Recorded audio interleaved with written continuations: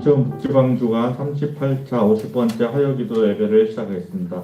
이 시간 인천북지방 직전회장이신 박희삼 권사님 나오셔서 우리에게 기도해 드리겠습니다. 기도드리겠습니다. 참 고마우신 아버지 하나님 감사합니다. 아멘. 저희들 또 코로나로 인하여 이렇게 모이기 힘든 이때에 청년들이 이렇게 모여서 예배를 드립니다. 또 인천북지방 주관으로 드리는 예배를 하나님 받아주시옵소서. 아멘. 또 부족한 저희들이 또 아버지 하나님 마음과 힘을 다하고 뜻을 다하여 주 너의 하나님을 사랑하라는 말씀처럼 저희들 서로 사랑하며 교제하며 또 믿음 안에서 강건할 수 있도록 도와주시옵소서. 또 아버지 하나님 저희들 또 청년들 또 하나님께서 붙으시어서 또 중부연의 각 지방들이 또 부흥하고 놀라운 역사가 하나님 앞에 상달되고 또 하나님께 영광 돌리는 저희들 되게 하여 주시옵소서. 아멘. 또 오늘 말씀을 들고 서는 이건우 목사님께 하나님 성령의 두루마기를 입히셔 주시사 또 함께 하셔서 저희들이 듣는 말씀마다 은혜 받게 하시고 아멘. 또 하나님께서 크신 역사함으로 목사님을 붙들어 주셔서 저희들 또 말씀에 하나님께서 함께 해주실 걸 믿사옵고 또 오늘 기도와 간구와 그리고 감사라는 말씀을 들고 말씀을 전하실 때 저희들 은혜의 강이 넘쳐 흘러나도록 하나님 붙들어 주시옵소서. 아멘. 모든 말씀 감사드리고 거룩하신 예수 그리스도 이름 받들어 간절히 기도 올려사옵나이다. 아멘. 네, 이 시간에는 온누리교회 이 강경식 집사람에서 예배 성경 봉독해 드리겠습니다. 네, 성경 말씀은 빌립보서 4장 6절에서 7절까지 봉독하겠습니다.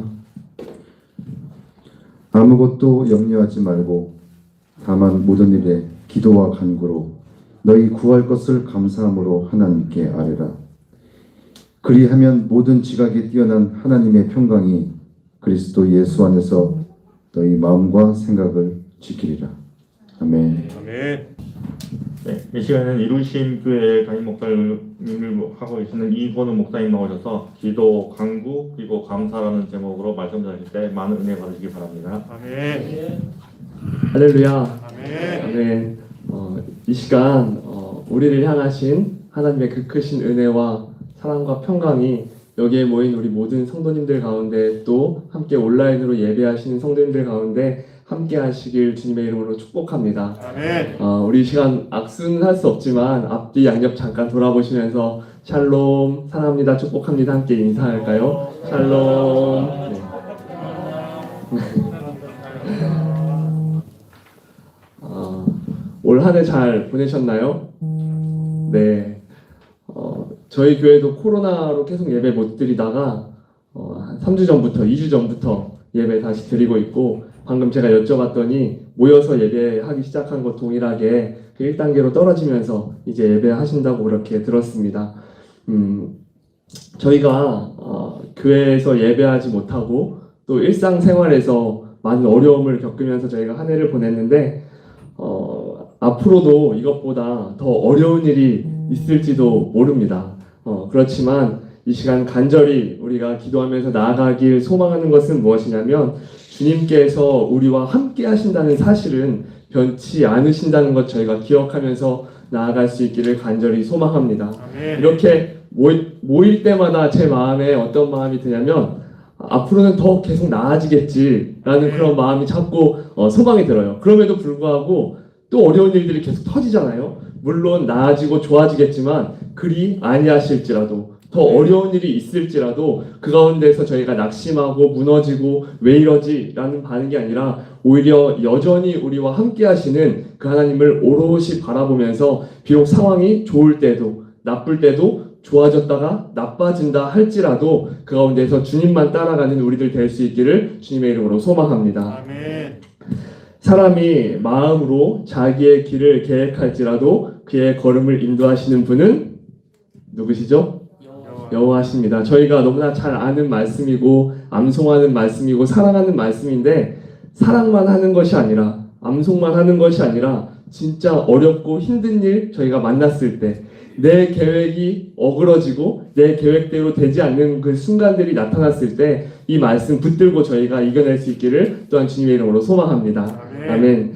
오늘 저희가 빌립보서 4장 6절 7절 말씀 너무나 잘 아는 말씀으로 함께 말씀 나누려고 하는데요. 빌립보 교회는 바울이 2차 전도 여행 때 마게도냐 지방에 처음으로 세워진 교회입니다. 그런데 바울은 원래 마게도냐 지방으로 가려고 하지 않았습니다. 소아시아 지역 이제 돌아보고 1차 전도 여행 때 이제 많은 복음을 전했던 지역들을 다시 한번 쭉 돌아보고 그 교회들을 더 굳건하게 세우려는 마음이 바울에게 있었습니다. 그런데 그 교회들을 돌아보는 중에 계속해서 길이 막혀지는 거예요. 사도행전을 보면 기도하면서 하나님 바라보면서 나아가고 있는데 길이 막혀지고 열리지 않고 나아갈 수 없는 상황들을 만나게 되었습니다. 바울이 너무나 답답했습니다. 그러면서 기도하면서 이거 어찌된 일인가 어떻게 해야 하는가 라고 했을 때 바울이 꿈을 하나 꾸게 됩니다. 어떤 꿈이냐? 자기는 소아시아 지역만 돌려고 했는데 바다 건너편에 지금의 동유럽 쪽이죠. 그쪽에서 마게도냐에서 우리를 좀 와서 도와달라 라고 하는 사람들의 모습을 꿈으로 꾸게 됩니다. 그리고 나서 하나님께서 우리를 마게도냐로 보내시는구나 라는 것에 대해서 깨닫고 마게도냐로 넘어가게 되고 그 지역의 네아폴리를 지나서 첫 번째 도착한 지역이 바로 빌립보라는 지역이었습니다. 빌립보서를 읽어보면 사도행전을 읽어보면 빌립보에 도착했을 때 그 지역에 회당이 없다라고 그렇게 이야기합니다. 바울이 원래 도착하면 어디를 먼저 가냐면 회당을 먼저 갑니다. 왜냐하면 하나님을 아는 사람들이 있는 곳에 가서 하나님에 대해서 예수 그리스도에 대해서 전하는 거죠. 전하면서 이제 복음 전도를 하는 건데 빌립보 지역에는 회당이 없었어요. 유대인들이 한 10명만 모여도 먼저 만드는 것이 바로 회당인데 회당이 없었다라고 하는 말은 복음이 전무하다라는 이야기입니다. 그곳에 복음 전하기가 너무 척박한 곳이다라고 하는 것이었습니다. 그런 바울이 그곳에 넘어가서 물론 우리는 그 이후에 하나님께서 어떻게 역사하셨는지 잘 알고 있지만 바울이 기대하는 마음도 가지고 있을 것이고 잘 전도하고 싶은 마음도 있었겠지만 그 마음 가운데 얼마나 두려운 마음이 컸겠습니까? 하나님 이름조차 모르는 이곳에서 수많은 이방신들이 날뛰는 이곳에서 제가 어떻게 하나님을 전해야 합니까? 그런 상황을 바울이 만나게 된 것입니다. 사랑하는 우리 청장년 여러분, 때로는 저희도 길이 막혀질 때가 있습니다. 바울과 같이 계획이 틀어지는 것도 저희가 경험하게 됩니다. 그때 우리는 어떻게 반응할 것인가 한번 생각해 보길 소망합니다. 우리가 계획했던 일들 너무나 많고 우리가 살려고 했던 올 한 해가 있었는데 그 모든 것들이 틀어지고 엉망이 되어진 그 순간에 바울이었다면 어떻게 했을까요? 바울처럼 우리가 기도하면서 하나님의 뜻을 따라가야 하지 않겠습니까? 그 말씀을 읽어보면 사도행전을 읽어보면 바울이 기도하고 있었다라고 그렇게 이야기합니다. 우리가 낙심하고 힘들고 어려운 일을 만나게 됐을 때 하나님을 향해 기도하고 있는가 우리가 돌아볼 수 있기를 간절히 소망합니다. 내가 정말로 하나님께 기도하고 있는가? 간구하고 있는가? 하나님만을 신뢰하고 있는가? 내 마음으로 내가 나의 길을 계획했을지라도 그 길을 인도하시는 분이 하나님이시라는 것 내가 기억하고 있는가? 믿고 있는가? 풀은 마르고 꽃은 시드나 우리 하나님의 말씀은 영원히 서리라 하는 말씀 머리로는 알고 있지만 실제로 내 삶에 그것이 적용되고 있는가 우리가 돌아볼 수 있기를 간절히 소망합니다. 바울이 기도했듯이 늘 우리가 듣는 말 기도합시다 말씀 봅시다 하는 것이지만 또 한번 들을 수밖에 없는 말씀은 무엇이냐면 기도 말고는 우리가 하나님의 뜻을 알 방법이 하나도 없다라고 하는 것입니다. 내가 아무리 좋은 생각하고 좋은 책을 읽는다 할지라도 하나님은 영이시기 때문에 우리가 기도하지 않고서는 우리가 하나님의 뜻을 하나님의 방향을 알 수가 없습니다. 이 세상에서 오직 하나님의 말씀을 보고 듣고 느끼고 깨달을 수 있는 통로는 기도뿐이라는 것을 우리가 인정하고 기도하고 그 가운데 말씀으로 나아갈 때 우리는 하나님의 인도하심을 우리의 삶 가운데에 나타내시는 하나님의 인도하심을 보게 되는 것입니다. 바울은 그것을 잘 알고 있었기 때문에 빌립보 성도들에게 편지합니다. 이 빌립보서를 씁니다. 그러면서 쭉 이제 빌립보서 성도들에 대해 권면을 하면서 마지막 부분에 가서 이렇게 고백을 합니다. 우리 6절 말씀 같이 한번 읽어볼까요? 오늘 말씀 6절 말씀 같이 한번 읽어보겠습니다. 시작. 아무것도 염려하지 말고 다만 모든 일에 기도와 간구로 너희 구할 것을 감사함으로 하나님께 아뢰라. 아멘. 제가 한 번 더 읽어보겠습니다. 아무것도 염려하지 말고 다만 모든 일에 기도와 간구로 너희 구할 것을 감사함으로 하나님께 아뢰라. 아멘. 아마 잘 알고 계실 거예요. 빌립보서는 바울이 어디에 있을 때 쓴 거죠? 감옥에 있을 때 쓴 옥중 서신입니다. 바울의 상황은 지금 감옥에 있습니다. 그리고 그냥 감옥에 있는 것이 아니라 평생 계속 하나님 전하고 예수님 전하다가 말년에 가서 감옥에 가게 된 것입니다. 기쁠 일이 없고 행복할 일이 없고 세상적으로 볼 때는 망한 인생입니다. 왜냐하면 자기가 맞다고 하는 길을 걸어가다가 세상적으로 봤을 때 폭삭 망해버린, 감옥에 gat혀버린 삶에 처했기 때문에 바울은 세상적으로 볼 때는 소망이 없는 삶이었습니다. 그렇지만 바울은 빌립보서에서 4장밖에 안 되는 성경이잖아요. 11번이 넘게 기쁨이라는 단어를 사용합니다. 그 마음 가운데에 진짜 기쁨이 있었던 거예요. 어떤 기쁨이 있느냐? 하나님을 믿으며 나아갈 때 상황은 비록 나에게 고난이 있고 어려움이 있을지라도 이것이 하나님을 증거하는 일이 된다라는 것에 대해서 확신하고 있었기 때문에 지금껏 나를 인도하신 분이 하나님이시라는 것을 기억하고 있었기 때문에 바울은 기뻐할 수 있었고 기도하십시오, 간구하십시오, 우리가 감사함으로 나아갑시다 라고 그렇게 이야기할 수 있었던 것입니다. 비록 몸은, 세상은 그를 감옥에 가둘 수는 있었지만 그의 마음을, 그의 영을 그 감옥에 가둘 수는 없었습니다. 사랑하는 성도 여러분, 저희가 한번 우리의 모습 돌아볼 수 있기를 간절히 소망합니다. 때로는 우리가 상황에 갇혀버리지 않습니까? 때로는 우리가 만난 일들에 갇혀버리지 않습니까? 하나님께서 결코 우리를 그렇게 살라 말씀하시지 않았는데 우리 가운데 그 은혜와 평강과 자유함을 허락해 주셨는데 우리는 그것 안다고 말하면서도 만나는 상황에 그 감옥에 갇혀버리고 하나님 잃어버리고 헤매일 때가 너무나 많이 있는 것입니다. 그 바울이 말합니다. 아무것도 염려하지 마십시오. 모든 일을 오직 기도와 간구로 하나님께 감사함으로 아뢰십시오. 아멘. 염려해야 되고 걱정해야 되고 근심이 가득해야 할 상황에서 바울은 염려하지 말고 근심하지 말고 기도하고 간구하십시오 라고 이렇게 이야기합니다. 빌립보서 1장 6절에 보면요, 바울이 이제 빌립보 성도들을 향해서 그 감사한 마음을 이렇게 나타내고 하나님 안에서 간구하는 것들을 이야기하면서 어떤 고백을 하게 되냐면요, 아마 들으시면 너무 잘 아실 거예요. 너희 안에서 착한 일을 시작하신 이가 그리스도 예수의 날까지 이루실 줄을 확신하노라. 아멘. 사랑하는 우리 청장년 회원 여러분, 여러분 안에 착한 일을 시작하신 분께서 여러분이 이루시는 것이 아니라 여러분 안에 착한 일을 시작하신 분께서 그 일을 이루어 가실 줄로 믿습니다. 그 하나님 의지하며 그 하나님만 바라보며 나아가는 우리들 될 수 있기를 간절히 소망합니다. 바울은 정말 그냥 피상적으로가 아니라 그냥 입에 발린 소리로가 아니라 정말 바울은 신뢰하고 있었습니다. 우리 안에 일하고 계신 분이 하나님이시라는 것, 그것을 정말 신뢰하고 있었고 우리 안에 그 일을 시작하신 하나님께서 이후의 일들도 인도하시고 이끌어 가실 것이다 라는 것까지도 정말로 확신하고 있었습니다. 그렇기 때문에 감옥 안에서도 흔들림 없이 기쁨으로 이 소식을 전하고 있는 것입니다. 빌립보 성도들 처음 만나러 왔던 길 다시 한번 저희가 돌아보면 그 길 막혔었잖아요. 네. 빌립보에 올 생각도 안 했었잖아요. 그 길 막혀서 답답해하고 있을 때 하나님께서 사람으로서는 생각할 수 없는 방법으로, 사람으로서는 인도할 수 없는 방법으로 빌립보로 넘어가게 하셨던 것 저희가 기억하고 있습니다. 우리가 이 말씀 너무나 잘 알고 있는데 왜 우리는 어려운 일 당했을 때 우리 계획 안에, 우리의 수 안에 있는 것으로만 역사하실 하나님을 바라보고 그것을 넘어서서 일하실 하나님, 나는 셈할 수 없는, 나는 알 수 없는 하나님을 우리는 놓치고 있지는 않은지 다시 한번 돌아볼 수 있기를 간절히 소망합니다.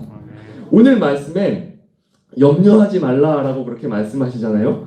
염려하지 말라라는 그 단어의 원어는 메림나테라는 그런 단어입니다. 그런데 이 단어는 어떤 의미를 가지고 있냐면요. 문제거리로 인식하고 문제거리로 근심하다. 스스로 문제를 삼다라는 그런 뉘앙스를 풍기고 있습니다. 염려가 그냥 걱정 안 된다, 염려된다 그렇게 저희가 받아들일 수 있지만 원어가 가지고 있는 뉘앙스는 뭐냐면 문제거리가 될 수도 있고 안 될 수도 있는 어떤 일이 발생을 했는데 이거를 가져와서 내 문제거리로 삼는 것, 이것이 염려라고 지금 성경은 이야기하고 있는 것입니다. 이건 내 문제거리야, 내가 걱정해야 돼, 내가 염려해야 돼 라고 나한테로 가져와 버리는 거예요. 사랑하는 성도 여러분, 목숨을 위하여 무엇을 먹을까? 무엇을 입을까? 무엇을 마실까? 염려하지 말라. 누가 말씀하셨죠? 예수님께서 말씀하셨습니다. 오늘은 바울의 이야기지만 바울의 모든 이야기는 예수님으로부터 나오는 거예요. 염려하지 말라. 내가 바꿀 수 없는 일들에 대해서 왜 염려하냐? 너가 염려함으로 너의 키를 한 자라도 더 크게 할 수 있니? 그렇지 않잖아. 너의 손에 있는 것 아니라 너의 손을 벗어난 문제에 대해서 가지고 와서 염려로 삼지 마. 내가 너에게 준 평안을 잃어버리지 마. 비록 힘들고 어려운 상황 만났지만 거기서 스스로 낙심하고 스스로 주저앉지 마 라고 주님 말씀하셨고, 빌립보 성도들에게, 이전에 하나님을 몰랐던 그 빌립보 성도들에게 바울은 비록 지금 헤어져서 감옥에 있지만 그 말씀을 다시 전하고 있는 것입니다. 사랑하는 성도 여러분, 믿음의 주체는 누구일까요?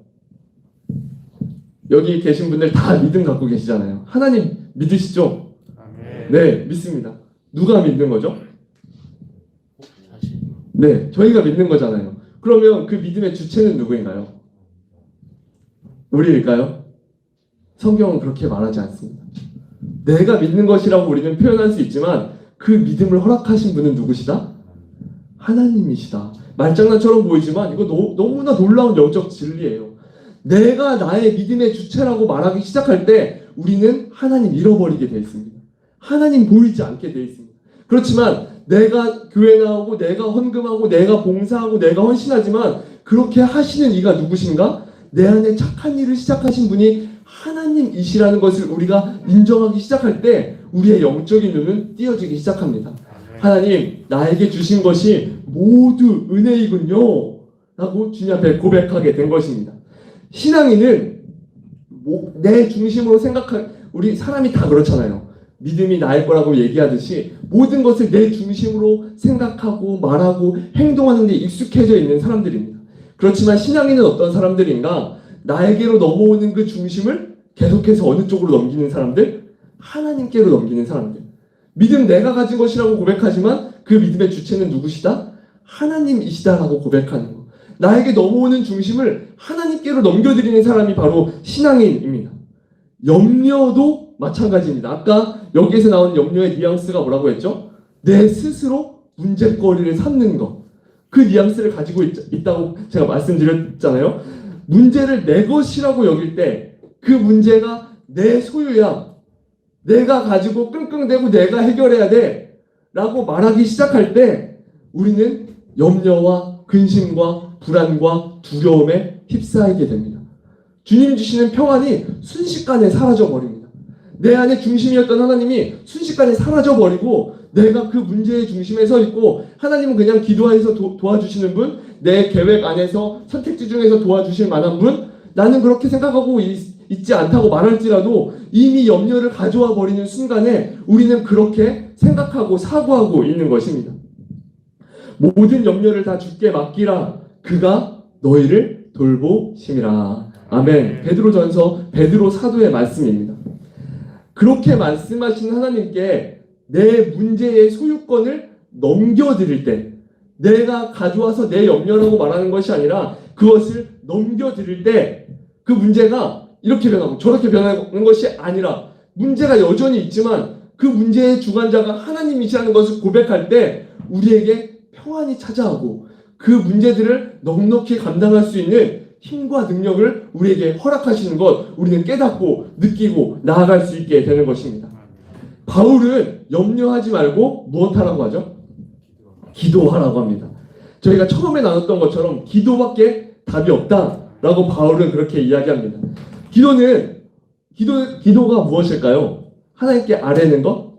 네. 기도의 가장 중요한 핵심은 내 중심을 하나님께로 넘겨드리는 거예요.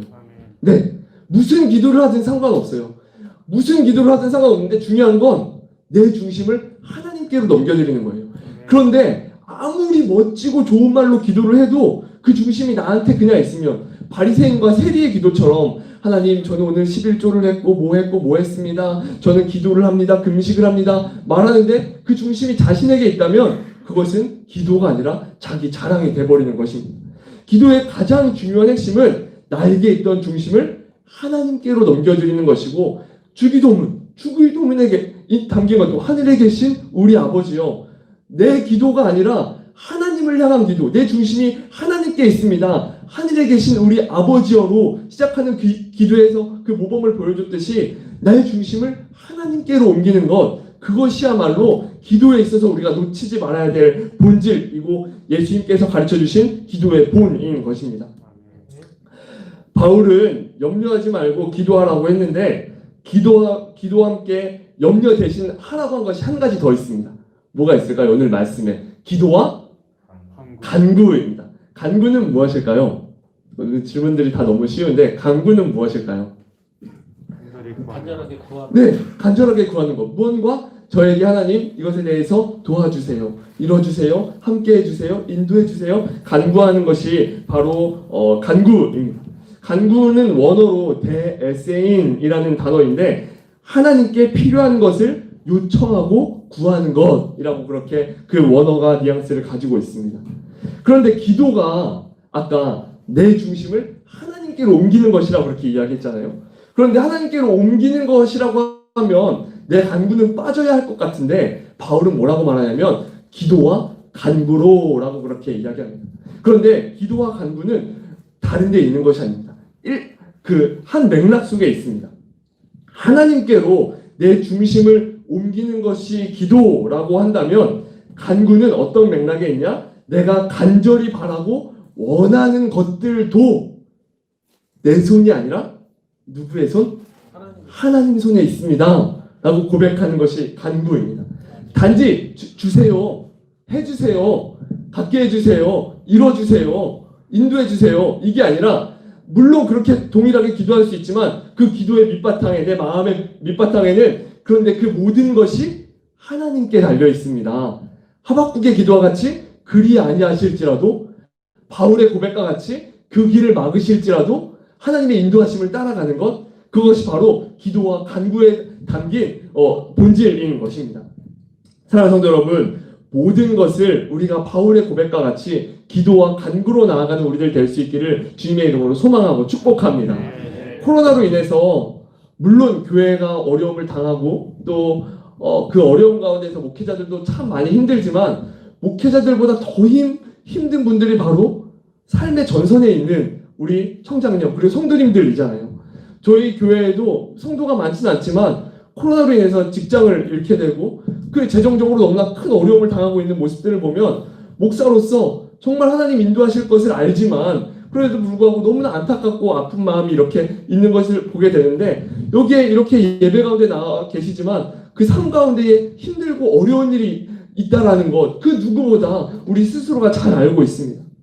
그런데 간절히 소망하는 것은 오늘 말씀 속에서 바울이 빌립보 성도들에게 권면하는 것처럼 사랑하는 성도 여러분, 우리 가운데 있는 모든 계획과 나의 모든 것들이 틀어지고 때로는 어그러진다 할지라도 그 가운데에 믿음을 주시고 착한 일을 시작하신 하나님께서 우리를 여전히 사랑하시고 여전히 품어주시고 여전히 선한 길로 인도하신다라는 것을 저희가 잊지 말고 힘들고 어려운 상황 계속 다가오지만 그 가운데에서도 믿음을 잃지 말고 나아갑시다 라고 그렇게 권면하고 있고 또 제가 권면드리고 싶은 것은 여기에 앉아 계신 저는 너무 올 때마다 감사한 마음이 든 것은 이 저녁 시간에 저는 뭐 하루 종일 하는 일도 많지 않은데 이 저녁 시간에 되게 피곤하거든요. 그런데 하루 종일 일하시고 이 시간에 오시는 거잖아요. 평일 저녁에. 우리 청장년 회원들 보면서 너무 감사한 마음이 들어요.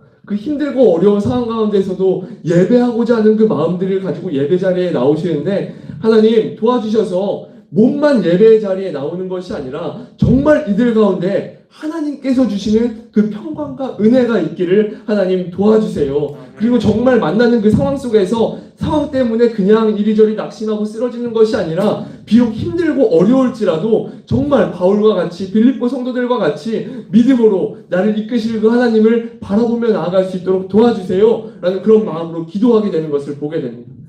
간절히 소망하는 것, 우리 모두가 그런 어려운 상황 가운데에서 낙심될 수 있으나 낙심하지 않고 비천에 처할 수 있으나 그 가운데서 넘어지지 않고 오롯이 주님 바라보며 나아갈 수 있는 또한 우리 모두가 될 수 있기를 주님의 이름으로 축복합니다.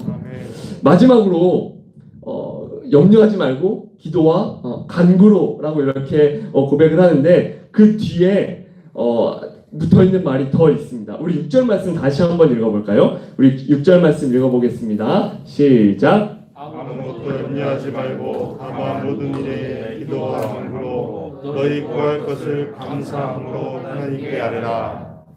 아멘. 네, 마지막은 뭘까요? 감사함으로 아뢰라. 네, 감사 맞습니다.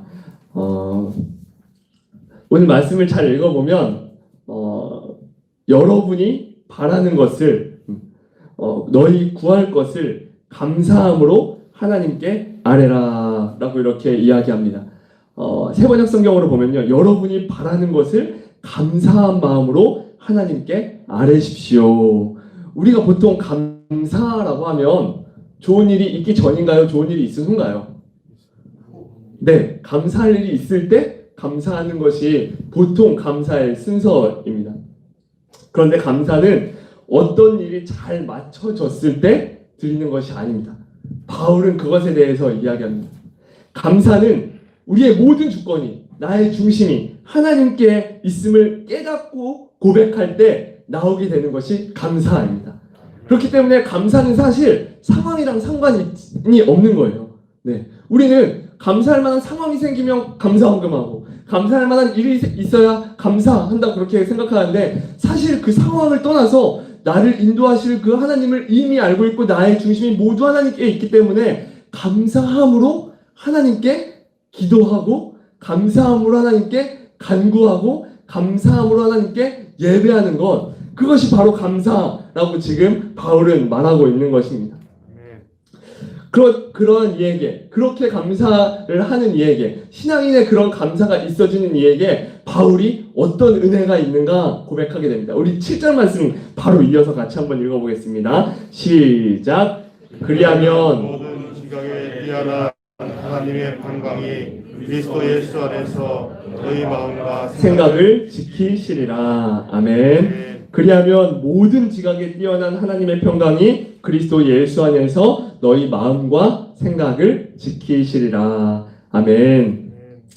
여기서 지키신다라고 할 때 이 지키신다에 담긴 원어의 뉘앙스는 뭐냐면 파수꾼이 성읍에서 적들이 오나 안 오나 밤새도록 눈 부릅뜨고 지켜보는 그런 이미지가 여기에 담겨져 있습니다. 파수꾼이 지켜보는, 그냥 너 잘 지내지 이런 게 아니라 파수꾼이 누가 오나 안 오나 정말 눈을 부릅뜨고 그 밤에 달빛에 의지해서 바라보는 그 시선이 여기에 담겨져 있는데 하나님께서 친히 파수꾼이 되셔서 너희를 이렇게 지키신다, 바라보신다, 아끼신다 라고 바울은 그렇게 고백하고 있는 것입니다. 사랑하는 성도 여러분, 하나님께서 주시는 가장 큰 은혜와 복은 무엇일까요? 우리의 삶이 넉넉해지는 걸까요? 풍성해지는 걸까요? 내가 하고 있는 일들이 잘 이루어지는 걸까요? 우리 자녀들이 다 잘 되는 걸까요? 물론 그것들 다 하나님께서 주시는 복 맞습니다. 그렇지만 하나님께서 주시는 가장 큰 복은 뭐냐면 우리 안에 은혜와 평강을 주시는 것입니다. 어떠한 상황을 만나더라도 그 가운데에서 하나님의 살아계심을 놓치지 않고 인정하게 되는 것, 그로부터 오는 평강이 바로 하나님께서 주시는 가장 큰 복입니다. 이스라엘 백성들이 가나안 땅에 들어갈 때 가나안 땅은 어떤 땅이었죠? 젖과 꿀이 흐르는 땅이라고 했습니다. 그런데 애굽에서 노예로 살던 그들이 저 젖과 꿀이 흐르는 가나안 땅, 농사짓고 먹을 게 많은 그 땅에 들어가는 것, 그 땅에 들어가서 가장 큰 복은 무엇일까요? 자기들이 먹고 살기 편해지는 걸까요? 결코 그렇지 않습니다. 출애굽기부터 앞에 이야기들을 쭉 말씀을 읽어보면 가장 큰 복은 무엇이냐? 사실 가나안 땅이든 거기가 광야든 중요하지 않습니다. 하나님과 함께하는 게 복이라고 성경은 이야기하고 있습니다. 그런데 우리는 가나안 땅, 젖과 꿀이 흐르는 땅, 그게 이루어져야만 나에게 복이 성취된 거라고 우리는 생각하며 살아갈 때가 너무나 많이 있습니다. 때로는 우리가 광야에 있을 때 더 복된 삶 살고 있을 때가 훨씬 많습니다. 우리 한번 고백해 볼까요? 우리의 인생의 뒷날, 우리가 살아온 날들을 돌아볼 때 내가 정말 1부터 100까지 있다고 하면 100의 간절한 마음으로 하나님 찾고 찾았던 때는 삶이 풍족했던 때였나요? 정말 힘든 때였나요? 어느 때이셨나요? 힘들 때입니다. 내가 먹고 살만 할 때는 1, 20 정도밖에 안 됩니다. 헌금을 더 많이 했을 수도 있고 봉사를 더 많이 했을 수도 있지만 내 마음을 돌아보면 10, 20, 30 정도밖에 하나님 의지하지 않고 있습니다. 말로는 100% 의지한다고 말하지만 그렇지만 정말 내가 할 수 있는 것 아무것도 없어지고 정말 내 주위에 있는 사람들 나 도와줄 사람 아무도 없을 때 그때 우리는 하나님 어떻게 의지하게 되죠? 100% 의지하게 될 때 그때 진짜 하나님의 살아계심을 우리는 경험하게 됩니다. 빌립보서 1장 마지막 부분에서 바울은 뭐라고 말하냐면요. 고난이 특권이라고 그렇게 이야기합니다. 사랑하는 성도 여러분, 고난이 특권이 될 수 있나요? 여러분 고난 당하십시오 그렇게 말할 수 있나요? 고난은 결코 특권이 아니라고 우리는 생각합니다. 그렇지만 방금 말한 그 맥락에서 우리가 고난 가운데 오히려 우리의 삶이 풍족할 때 하나님 찾지 않았던 광야길을 지나올 때 풍족할 때 하나님 찾지 않았던 그렇지만 힘들고 어려운 상황 가운데에 하나님밖에 부르짖을 수 없었던 그 고난의 순간이 축복이라고 말하는 것은 내가 그때 하나님을 더 깊이 만났고 온전히 하나님만 신뢰했기 때문인 것입니다.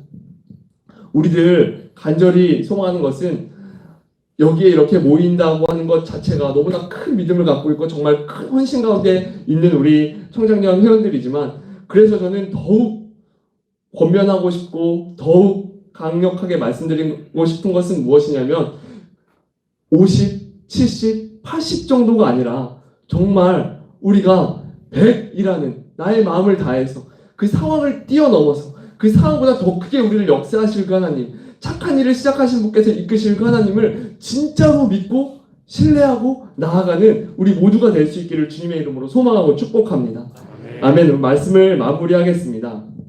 아무것도 염려하지 말고 우리에게 주어진 문제거리들 내 것으로 가져와서 삼지 말고 염려로 삼지 말고 오히려 그 모든 것이 하나님께 있음을 고백하고 기도와 간구로 하나님 앞에 기도하며 나아갈 수 있는 우리들 될 수 있기를 간절히 소망합니다. 아멘. 이 예배의 자리보다 더 중요한 것은 예배 이후의 삶이잖아요. 그리고 실제로 다 잘 믿고 한마디 하면 다 은혜로운 말만 왔다 갔다 하는 이 자리가 아니라 하나님 얘기하면 정말 말 통하지 않는 오히려 하나님 믿고 이렇게 살아야 돼라고 말하면 오히려 우습게 생각하는 어리석게 생각하는 바울은 여기서 그게 뭐라고 말하냐면요. 그것이 그들에게는 멸망의 증거요 우리에게는 구원의 증거다라고 그렇게 고백합니다. 우리가 무엇을 증거로 삼고 있는가?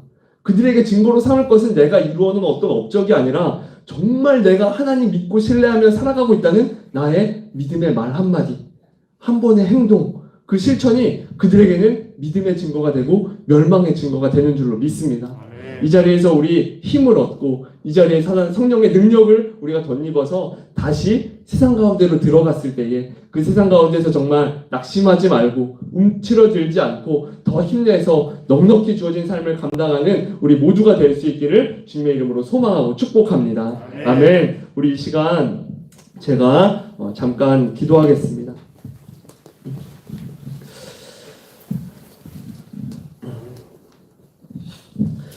좋으신 하나님 고맙고 감사합니다. 오늘 이렇게 이 화요일 저녁 주님 앞에 나와 예배하게 하시고 우리의 시선을 하나님께로 옮길 수 있도록 인도해 주시니 하나님 너무나 고맙고 감사합니다.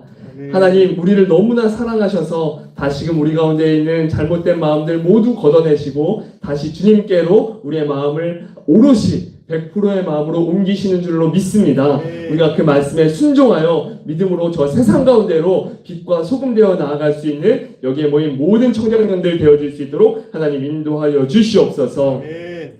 하나님, 이 시간 주님 앞에 나온 우리 귀한 청장년 성도님들 또한 주님 앞에 귀한 마음으로 헌금하였습니다. 하나님, 세상 가운데 살아갈 때에 우리에게 주어진 이 부가 하나님 복의 기준이 아니라는 것을 우리 청장년들을 통하여서 세상 가운데 드러내는 놀라운 역사가 있을 수 있도록 하나님 인도하여 주시옵소서. 네. 그래서 그들을 통하여서 하나님께서 역사하실 때에 물론 하나님 세상의 것들로도 채우시지만 하늘의 놀라운 은혜로 그 영적인 복으로 이들을 가득 채우셔서 물질뿐만 아니라 그들의 삶과 그들의 믿음과 그들의 언행과 그들의 모든 것을 통하여서 하나님의 살아계심을 나타내고 전하는 우리 모든 청장년 연합회 성도들 되어질 수 있도록 하나님 인도해 주시고 아버지 축복하여 주시옵소서.